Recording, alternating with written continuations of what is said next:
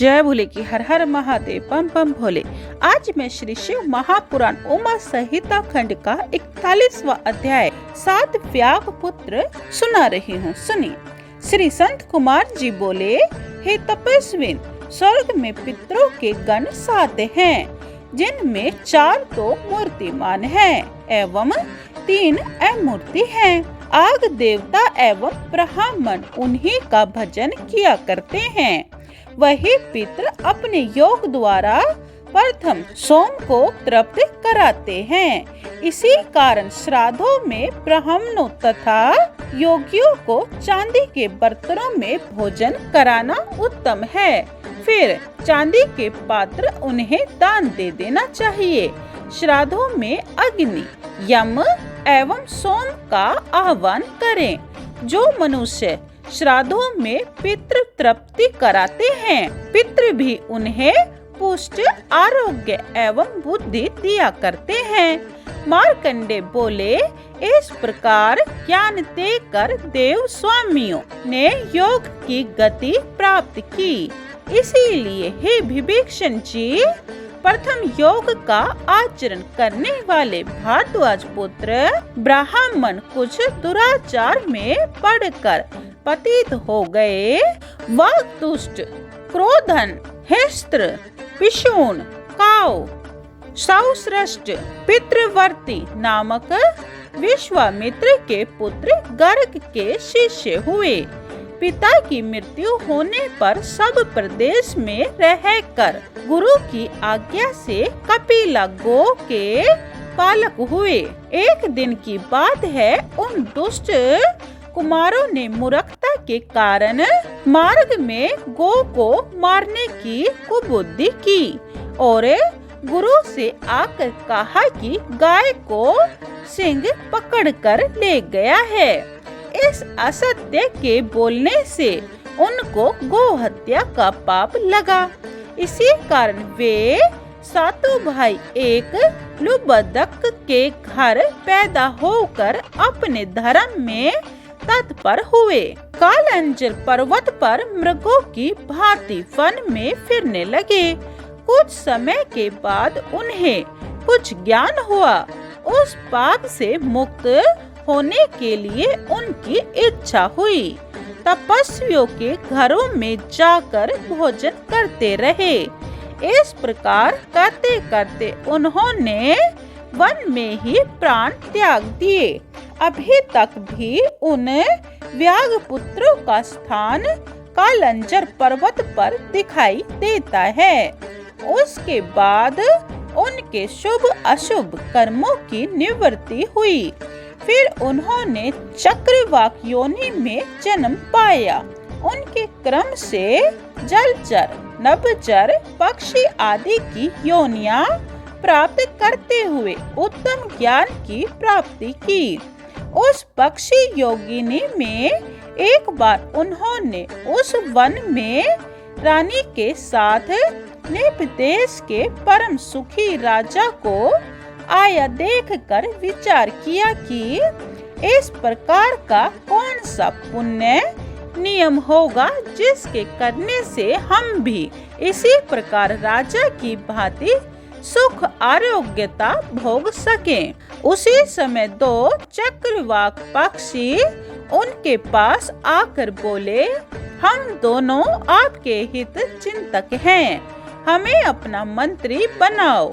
वहाँ एक सुमना पक्षी भी आ गया था। उसने योग बल से कहा, हे चक्रवाक पक्षियों, तुम दोनों योग्य धर्म पा चुके हो। जिसके तुम मंत्री होना चाहते हो तो वह कपिल नगरी के राजा होंगे और तुम उनके मंत्री बनोगे। यह कहकर ब्रह्मचारी सुमना प्रसन्न होते होते उनसे बोला, अब तुम्हारा शाप भी निवृत्त हो जाएगा। योग को प्राप्त होकर पितरों की कृपा से तुम्हें पुण्य प्राप्त होगा।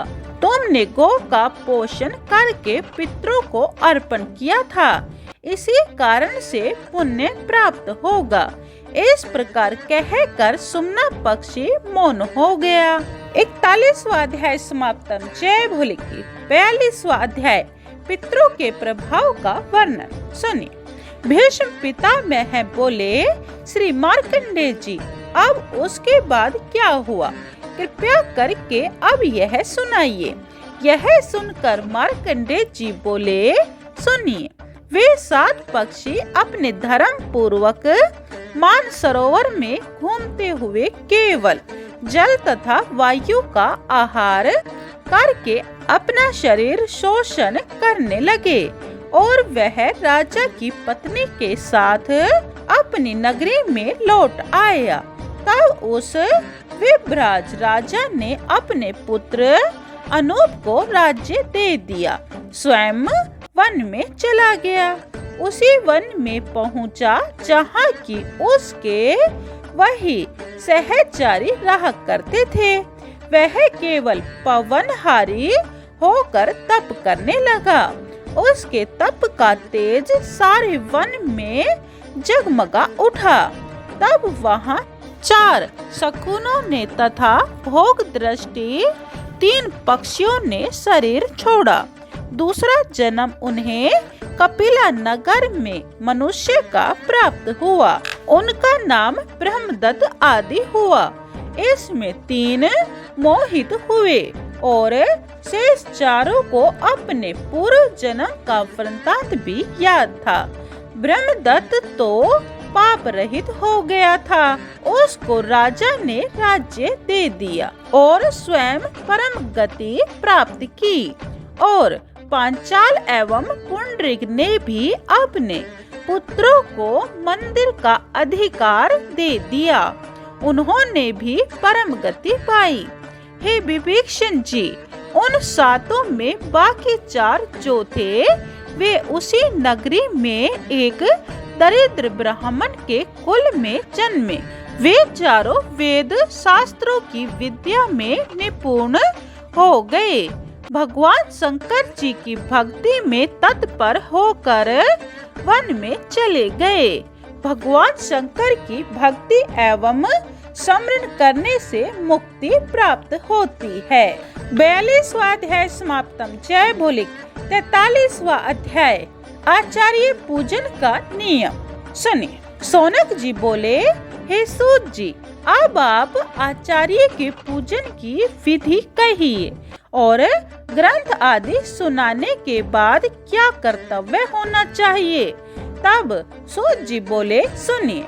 पुराण ग्रंथ तथा सुन लेने के बाद आचार्य पूजन आवश्यक है। आचार्य को प्रसन्नता पूर्वक दान दें। जब शिव पूजन समाप्त हो तभी आचार्य ब्राह्मणों को बछड़े वाली गोदान करें।